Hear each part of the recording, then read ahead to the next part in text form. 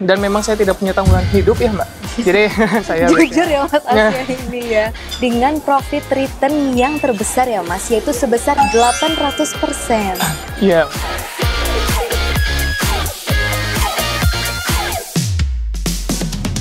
Halo sahabat Mirai Aset, senang sekali hari ini saya Ardina Glenda bisa menemani sahabat Mirai Aset di Hidden Masters Winner Special Edition. Kali ini saya lagi nggak ada di Jakarta, tapi saya sedang menikmati segarnya udara Bandung, tepatnya di Hotel Padma Bandung. Kali ini kita akan kedatangan tamu spesial, yaitu winner dari Hot Championship Season 3, Asia Mahardika.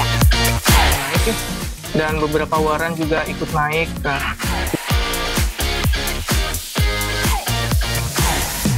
Penasaran episode Hidden Masters kali ini akan seperti apa? Yuk langsung aja kita ketemu Mas Asia di restorannya.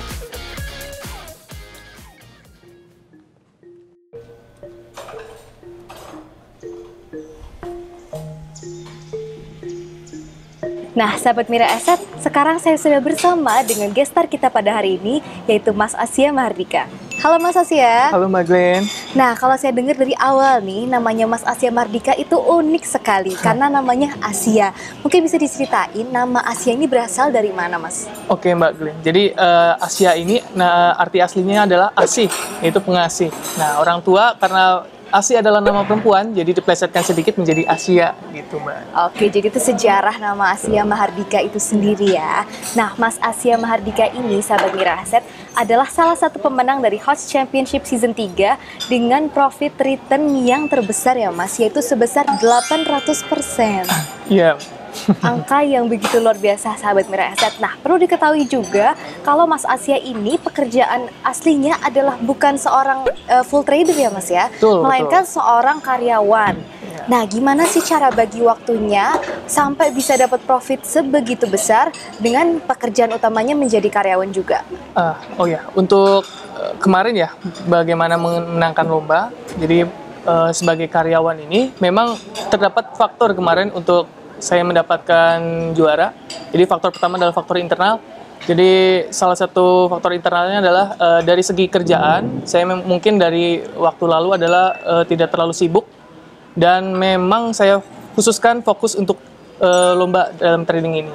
Dan faktor kedua adalah faktor eksternal, di mana pada saat itu isu-isu bank digital sedang mencuat-cuatnya, sehingga bank-bank kecil menguat secara signifikan.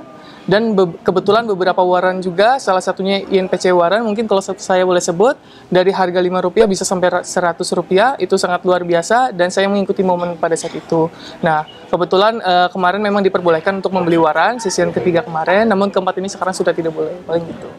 Oke, jadi dua faktor internal dan eksternal keduanya mendukung ya. Oke, nah dalam trading nih Mas Asia, ada nggak sih yang jadi mentornya Mas Asia? Dan mungkin apa yang dipelajari dari mentor dan dikembangkan nih menjadi style pribadinya Mas Asia dalam melakukan trading?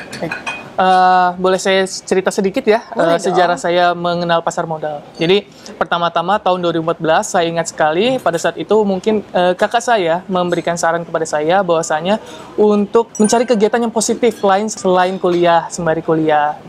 Nah, di sini saya terbesit untuk pasar modal, mempelajari pasar modal. Oleh karena itu di kampus saya mencari kelompok studi yang berfokus pada belajar pasar modal itu. Salah satunya adalah kelompok studi pasar modal. Nah, di kelompok studi pasar modal ini kita biasanya ada tempat nongkrong nih, yaitu galeri investasi atau GI. Nah, atau istilah kerennya adalah pojok bursa. Nah, di situ saya sering main dan terdapat sosok ya. Saya sebutkan bahwasanya beliau sering menggunakan laptop tebal, trading setiap hari datang. Kalau nggak salah mereknya iMachine sudah lama sekali, sudah tidak ada. Itu adalah laptop keramatnya. Dan orang tersebut adalah Mas Bekti Sutikna. Mas Bekti Sutikna, itu juga merupakan pemenang ya dari Hot Championship Season 3. Betul, Mbak Glenn. Jadi mentor dan murid keduanya menang nih. Ini seru banget ya. Mungkin bisa diceritakan apa aja sih yang Mas Asia pelajari dari Mas Bekti Sutikna ini? Baik, jadi pada saat itu memang karena Mas Bekti adalah full-time trader, yang saya pelajari tentunya saja adalah bagaimana beliau fast trading. Jadi bagaimana kapan dia in, kapan dia out, dan faktor-faktor apa sih yang penting untuk menjadi acuan dalam in-out tersebut. Namun karena sekarang saya sebagai karyawan, tentu saja berbeda untuk tata cara dalam dalam fast trading tersebut. Oleh karena itu, saya sekarang lebih cenderung swing trading.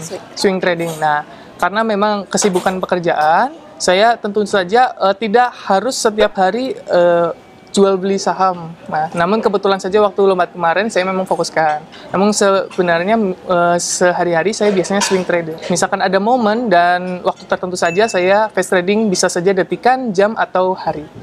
Nah, ada nggak sih kepikiran di pikirannya Mas Asia ini untuk resign deh dari tempat kerja dan menjadi full trader? Atau untuk sekarang masih nyaman nih jadi karyawan dan menjadi swing trader? Baik, ya. Ini pertanyaan yang paling sering saya dengar dari kawan-kawan saya. Jadi, untuk menjadi full-time trader, sebetulnya saya kepikiran juga, Mbak. Jadi, sempat terfikirkan. Namun, untuk menjadi full-time trader, saya berpikir membutuhkan modal atau memiliki passive income lain. Karena untuk kebutuhan hidup. Nah, kalau untuk full-time trader, memiliki dua posisi ya. Jadi, ada positif dan negatif. Positifnya adalah fleksibilitas waktu. Jadi memang sebagai full-time trader, mungkin kalau dianggap kerja adalah mungkin hanya jam 9 sampai istirahat awal sesi dan selanjutnya sesi 2 sampai jam 3. Nah, dan hari Senin sampai Jumat. Untuk negatifnya adalah kestabilan dalam segi income. Karena memang tidak dipungkiri bahwasanya untuk trading ini pendapatan bisa saja sangat besar, kecil atau bahkan minus kadang. Nah, di lain sisi kalau jadi full-time trader, kita harus berpikir untuk withdrawal untuk membiayai kehidupan sehari-hari. Nah, itu biasanya harus, jika tidak dikelola dengan benar, mental akan sedikit terganggu gitu. Di lain sisi, sebagai karyawan sekaligus trading atau investasi, negatifnya adalah tentu saja waktu habis dalam pekerjaan. Jadi dalam sisi ini mungkin positifnya saja adalah memiliki income yang lebih stabil, Mbak. Jadi income yang lebih stabil dan cenderung naik selaras dengan berkembangnya karir. Nah, kalau untuk saat ini, kalau ditanya seperti ini, memang saya lebih cenderung nyaman dengan status sebagai karyawan, dengan trading sewaktu-waktu dan investasi juga. Nah, karena saya jujur kalau misalkan untuk kehidupan sehari-hari, saya memang suka ketemu orang-orang baru dan ketemu tempat-tempat yang baru gitu, adaptasi baru gitu. Saya suka gitu. Jadi masih senang ketemu orang. Betul, gitu betul. Ya. Belum mau jadi full time trader yang tiap hari mungkin natapnya monitor ya, Mas Iya, ya. betul. Jadi sekarang masih nyaman jadi karyawan dan swing trader. Semoga sahabat Mira Aset nih yang mungkin banyak bertanya sama Mas Asia terjawab sudah ya pertanyaannya. Nah, kalau kemarin kan ikutnya di Champions League ya. Champions League ini kan berdasarkan presentase profit. Nah, bisa diceritain nggak sih Mas Asia kemarin itu strategi tradingnya apa? Sampai bisa profitnya begitu banyak, 800%. Nah, mungkin terus dari 800% profit itu, saham apa sih yang paling berkontribusi dalam meningkatkan persentase profit? Baik. Jadi memang yang tadi saya sebutkan, faktor saya memang untuk menang ada faktor eksternal dan internal. Internal di sini sudah ada, saya sudah memang niatkan untuk berfokus trading pada saat itu, dan karena ada eksternal ini juga, saya jadi memang momen-momennya sangat pas nih, Mbak. Jadi oleh karena itu saya bisa mendapatkan profit sebesar itu.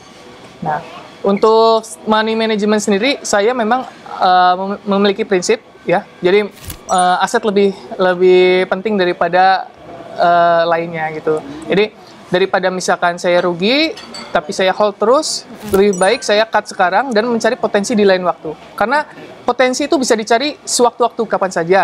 Namun jika sudah rugi sekarang, untuk mendapatkan kembali BEP atau bahkan profit itu membutuhkan extra effort lagi. Untuk kedua, cut loss ya tadi, cut loss untuk batasan cut loss kalau ada yang mungkin bertanya, karena mungkin kemarin volatilitas pasar sedang tinggi-tingginya, saya batasan cut loss saya renggangkan sedikit, yaitu 4-6% biasanya. Jadi untuk memilih saham, Mbak, jadi biasanya saya sehari-hari adalah melihat hot news apa saja saham yang sedang tren pada saat itu.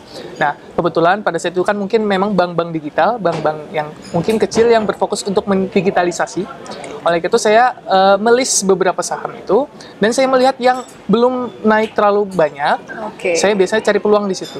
Jadi yang belum naik nih Mas Asia masuk di situ ya? Iya, saya pantau biasanya wait and see dulu. Nah, saya masuk dan kebetulan waran-warannya juga mengikuti. Oleh karena itu saya kemarin kebetulan memang yang untuk yang persentase lumayan, yang lumayan mendongkrak adalah INPC Warren yang tadi saya sebutkan. Warren ya, jadi Dari ya. Rp5 bisa sampai Rp100 saya ikut. Nah, saya masuk situ. Nah, untuk strategi in dan out, biasanya saya melihat di stock price. Jadi di stock price ini, saya biasanya melihat dari broker summary, mana broker mana yang sudah membeli banyak atau sudah menjual banyak, lalu melihat down match transaction. Jadi di situ saya melihat pada detik itu ada nggak sih orang yang membeli dengan volume banyak atau volume tertentu yang sehingga menarik harga. Nah, saat ada indikasi seperti itu saya masuk, dan saat ada mungkin broker-broker tertentu yang sedang ibaratnya menebalkan bid offer lah, bid pada offer tersebut dan menjual atau mendistribusikan, saya biasanya keluar dulu di situ. Nanti kalau misalkan ada momen lagi, saya ikut lagi, biasa gitu, in outnya. Kalau ngomongin profit pasti nggak lepas dari yang namanya rugi. Nah, kalau kerugian terbesar nih yang Mas Asia pernah alami, Wah. itu mungkin kapan atau berapa? Ya. Nah, terus gimana sih strateginya supaya bangkit lagi? Karena kan kalau rugi pasti kalau apalagi yang pemula ya, kenanya ke mental. Nah, strateginya nih gimana Mas Asia? Ya, jadi saya cerita juga, mungkin rugi terbesar saya waktu itu pernah 50% dalam satu hari. 50%? Betul. Oke. Itu kalau tidak salah itu tahun 2018. Kalau nggak salah itu juga ada saham IPO, nama tikernya adalah SWAT, SWOT. Nah, di situ sahamnya arah berhari-hari, dan pada saat itu saya memang tidak disiplin cut loss dan sebagainya, money management. Nah, di situ harganya geraknya luar biasa karena dulu itu untuk ARB dan ARA adalah 1:1, yaitu 25% ARB, 25% ARA. Jadi pada satu hari itu dia bisa gerak dari ARB ke ARA, lalu balik lagi ke ARB. Nah, saya pernah ingat sekali waktu itu beli di harga awal, harga tidak terlalu naik, harga 0% lah. Saya beli, naik, lalu ternyata di ARB kan. Saya cut loss dulu, cut loss pas mendekati ARB, kemudian harga ditarik lagi, saya ikutan lagi. Ternyata dibanting lagi. Nah, setelah itu saya udah nggak mau lagi di situ, dan kalau nggak salah 50% pada saat itu. Nah, untuk cara recovery-nya nih Mbak, ya. Biasanya karena pada saat itu saya masih kuliah dan memang saya tidak punya tanggungan hidup ya Mbak. Jadi biasanya itu adalah uang saku saya. Jujur ya Mas Asia ini ya. Uang saku saya, dan itu saya anggap uang dingin. Uang dingin. Jadi uang dingin dan tidak terlalu merasa lah kalau misalkan rugi, ya mungkin berasa sebagian orang, cuma itu saya adalah ya anggap saja uang iseng lah. Jadi saat rugi itu saya memiliki mindset bahwa new start, new game, di mana kalau misalkan kita sudah cut loss, kita tidak usah berpikir untuk mengembalikan kerugian itu. Jadi anggap saja start dari nol lagi, aset ini lagi, dari aset yang sudah di-cut itu nolnya di situ lagi. Jadi tidak akan ada mental untuk balas dendam, dan yang mengakibatkan akan makin rugi lagi. Biasanya seperti itu untuk recovery. Oke, jadi lebih ke mindset bahwa rugi itu bisa digantikan nanti rezekinya. Betul. Ya. Dan titik nolnya jangan stagnan di situ. Dan ya. kata kuncinya adalah uang dingin supaya mental terjaga seperti itu. Kalau misalkan Champs kemarin kan asetnya di atas 10 juta ya. Kalau misalkan nih Mas Asia ikut yang Premier League, asetnya kan lebih dari 200 juta. Akankah ada perbedaan strategi atau gimana caranya mengontrol psikologi trading di Premier League ini? Kalau misalkan saya sudah sampai Premier nanti 200 juta, tentu saja tidak akan berbeda dari sebelum-sebelumnya. Karena memang jika saya sudah sampai titik sana, artinya uang 200 jutaan itu adalah uang dingin, gitu ya. Nah, oleh karena itu memang strategi-strategi tetap saya terapkan seperti biasa dan secara normal. Gitu. Oke, jadi sama aja ya intinya. Betul. Dan tapi kuncinya tetap yang tadi itu ya, yang dipakai adalah uang dingin. Betul. Nah, kalau kemarin Hearts Championship Season 3, itu kan marketnya lagi bullish ya Mas. Nah, kalau misalkan keadaannya seperti sekarang, marketnya sideways atau bearish, itu kira-kira gimana sih? Apakah akan mempengaruhi strategi trading dari Mas Asia sendiri? Baik, kalau bisa di rollback ke belakang dan ternyata marketnya seperti sekarang, set away dan cenderung bearish, itu saya tentu saja strateginya akan berbeda, Mbak. Jadi saya tidak akan terlalu agresif dalam trading, saya lebih cenderung wait and see dulu. Wait and see. Jadi melihat potensi-potensi yang ada. Jadi saya kalau misalkan sedang market seperti itu, saya lebih suka melihat-lihat saham yang turun dalam atau ARB berturut-turut atau ARB berjilid lah kata istilah-istilahnya ya, ARB berjilid. Nah, di situ ada istilah jatuhnya bola, semakin dalam jatuhnya bola, pantulannya akan semakin tinggi. Nah, saya memanfaatkan potensi pantulan itu biasanya. Jadi beberapa saham seperti itu. Nah, selain dari mencari berita, saya juga terkadang mencari saham-saham yang memang sudah diturunkan banyak gitu, dan saya bisa coba icip-icip masuk di situ. Kalau kita ngomongin hobi nih, tadi dengar-dengar Iya. Mas Asia punya hobi tertentu, betulkah? Kalau hobi, saya kebetulan tidak muluk-muluk ya. Hobi hanya hobi umum lah, seperti menonton film, bermain game, dan sebagainya. Bermusik juga ada, misalkan bermain piano, dan sebagainya. Gitu. Oh, jadi multi-talented ya Mas Asia ini. Nah, kalau ngomongin hobi nih Mas, dari yang profit 800% itu kemarin, Mas Asia apakan tuh uangnya itu? Ya, tentu saja karena tadi untuk trading biasanya adalah sebagian aset saja. Jika saya sudah untung banyak seperti itu, saya withdraw besar lah ibaratnya lah, dan sisakan beberapa memang untuk trading. Nah, withdraw besar ini saya alokasikan untuk aset seperti properti, dan saya kemarin mencoba beli rumah dan sebagainya gitu. Jadi memang saya gunakan yang lebih bermanfaat gitu. Mungkin nanti di rumahnya ditaruh ruangan teater jadi supaya bisa menikmati siap. nonton film ya. Boleh, lebih asik bagus. lagi Iya. ya. Oke Makasih deh. masukannya. Mungkin nanti ditambahin yang lebih banyak lagi ruang musik atau apa, nanti kalau ke Bandung saya main-main deh ke rumahnya Boleh, Mas Asia, bagus. boleh Silakan, banget ya. silakan saja. Oke, nah kita balik lagi nih ngomongin sama Mas Asia. Kalau misalkan untuk fundamental analysis nih, poin apa saja sih yang dijadikan patokan trading oleh Mas Asia ini? Jujur saya dalam trading, saya orangnya bukan fundamentalis ya. Oke. Jadi memang saya lebih ke lebih teknikal? analisis teknikal, Oke. tape reading, dan yang terakhir yang baru-baru ini adalah bandarmologi. Oke. Nah, jadi memang saya berpatokan pada itu dulu untuk ini. Kalau untuk masalah investasi memang tidak, untuk analisa tidak bisa singkat. Nah, memang saya background-nya memang dari akuntansi dan mengenal lah rasio-rasio keuangan dan sebagainya. Dan itu untuk saat ini, untuk melihat kondisi market seperti ini, saya lebih prefer untuk memakai analisis teknikal, tape reading, dan bandarmologi. Oke, jadi kalau Mas Asia ini lebih memilih technical analysis ya untuk saham sendiri. Nah, itu kan kalau misalkan marketnya lagi bearish atau sideways. Apakah kalau marketnya sedang bullish, strategi yang digunakan tetap sama nih Mas? Betul, yang tadi saya sebutkan kan untuk selain dari analisis teknikal, teknikal itu kan biasa charting dan sebagainya, MACD dan sebagainya. Dan selain itu saya juga ada tape reading juga. Tape reading di sini saya biasanya menggunakan di stock price. Stock price saya melihat dari beberapa, yaitu broker summary, transaksi down match tadi, detikan. Lalu untuk daily-nya, beberapa historik ke belakang, dan mengikuti arus seperti itu untuk tape reading ya. Kalau bandarmologi ini yang saya baru ikuti juga, saya melihat dari broker summary. Jadi setiap hari broker tertentu akumulasi saham apa sih? Nah, nanti saya analisa sendiri, saya coba-coba dan mengikuti alur seperti itu. Oke, nah mungkin kalau Mas Asia ini kan juga awalnya dari anak kuliahan ya, yang tertarik akhirnya untuk main di pasar modal. Mungkin ada tips and trick ya sih buat para pemula kalau ingin menaikkan skill tradingnya, itu kira-kira belajar dari mana? Jadi untuk tips and tricknya biasanya kan saat open account, yang menjelaskan pertama open account. Ya. Biasa open account, beberapa sekuritas memang menyediakan pembelajaran kepada nasabahnya. Salah satunya Mirai Asset juga mungkin mengadakan rutin gitu kan ya, pembelajaran. Nah, di situ bisa dimanfaatkan untuk belajar-belajar dasar-dasar dan sebagainya. Lalu kedua, carilah role model, misalkan seperti itu. Role model untuk dipelajari teknik-tekniknya dan diadaptasi. Nah, jadi tidak hanya copy paste, tapi copy, edit, and go gitu. Oke, jadi diadaptasi dengan style tradingnya sendiri Betul, ya. betul. Jadi harus nemu feel-nya sendiri, Feel-nya jangan cuma masing-masing. ngikutin orang ya Mas Betul, ya. betul. Oke, nah kalau misalkan beli saham nih, lebih suka beli di area ARA atau FOMO atau di area mana nih Mas? Nah, kalau misalkan saham ARA, saya biasanya memang tertarik dan membeli saat ARA. Lebih baik kalau misalkan saham itu sedang naik, saya membeli di batas ARA. Karena apa? Karena misalkan memang saya beli di ARA dan ternyata longsor berapa itu, saya langsung bisa jual. Namun kalau di tengah-tengah itu 50-50. Bisa saja ternyata tiba-tiba tarik ke atas ARA atau bahkan diturunkan.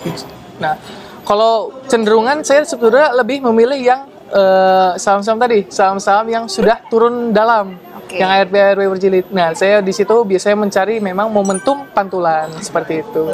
Nah, dalam bertransaksi saham nih, Mas Asia, apakah menggunakan margin? Dan kalau menggunakan margin, itu kapan digunakannya? Nah, terus strateginya untuk menentukan range cut loss ini gimana? Ya, Baik, untuk margin ya, Mbak. Jadi memang pada season kemarin saya juga menggunakan margin jujur. Jadi pada saat itu memang momentum misalkan beberapa saham seperti Antam naik dahsyat dan sebagainya. Di situ jika memang newsnya sedang hot, saya biasanya menggunakan margin di situ. Nah, menggunakan margin. Lalu untuk batasan cut loss tentu saja saya adaptasi lagi, kurangi. Paling 1% atau 2% saya sudah cut loss. Karena itu anggap saja misalkan saya margin 2 kali, misalkan dari 2 kali modal, itu kalau sudah 1%, 2% itu anggapannya sudah 4%. Jadi saya lebih baik cut aja di situ. Jadi tidak usah. Karena pada dasarnya margin ini pisau bermata dua. Ya. Jadi anggapannya margin ini adalah anggaplah 2 kali uang dingin gitu ya Mas ya. Jadi untuk range cut loss-nya sendiri diperkecil. Betul. Oke. Nah kalau dalam bertransaksi nih lebih suka pakai aplikasi di PC atau di HP. Nah, kalau misalkan pakai HP, fitur apa sih yang paling sering digunakan oleh Mas Asya? Karena saya seorang karyawan ya Mbak, jadi apalagi saya bekerja sering keluar lapangan. Untuk aplikasi di komputer memang saya sedikit tidak pakai. Ya, saya kadang pakai namun tidak sering. Yang paling sering saya gunakan adalah NeoHots Mobile. Nah, di situ biasanya saya melihat dari stock gainers dan loser biasanya. Dari situ saya lihat juga transaksinya, value-nya yang besar di mana. Nah, saya biasanya langsung pantau di stock info. Sudah pindah ke stock info, biasanya saya lihat broker summary-nya dulu. Jadi, broker-broker mana nih yang sudah membeli banyak di saham tersebut. Dan yang lanjut tadi untuk down H titik biasanya itu namanya. Itu adalah transaksi yang match detikan pada saat itu. Saya biasa analisa dari situ juga. Pergerakan broker-broker tertentu yang membeli atau menjual saham tersebut. Biasanya gitu.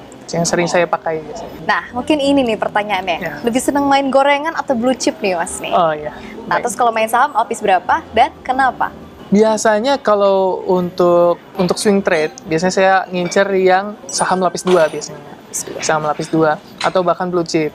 Nah, untuk gorengan yang receh-receh saya juga kadang suka. Itu yang tadi saya bilang, jika ada waktu saya suka ngamatin juga nih HP. Kira-kira sama mana nih yang sedang digoreng gitu. Saya mencoba scalping di situ. Masuk, in dan out detikan atau menitan, misalnya di situ. Oke, jadi mainnya lebih cepat kalau di gorengan ya? Iya, betul. Nah, kalau sebagai karyawan, dalam jam kerja bagaimana cara Mas Asya ini menyiasati stop loss dan take profit? Ataukah coba pakai auto order? Oke.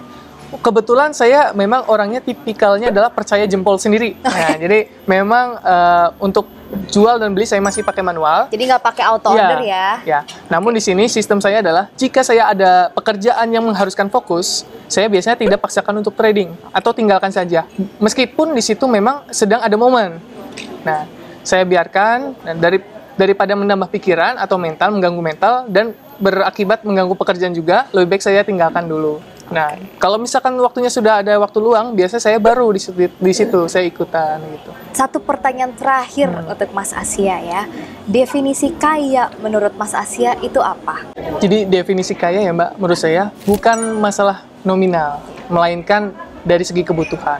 Jika kita bisa makan, hidup keseharian tanpa memikirkan untuk hari esok seperti apa, itu adalah definisi kaya menurut saya. Jadi financial freedom ya. Betul. Baiklah sahabat Mirae Asset, demikian perjumpaan kita pada hari ini di Hidden Masters Winner Special Edition Hot Championship Season 3 bersama Mas Asya Mardika. Sampai jumpa lagi di episode-episode Hidden Masters selanjutnya. Thank you buat hari ini Mas Asya. Sama-sama Mbak Glenn. Sampai jumpa sahabat Mirae Asset.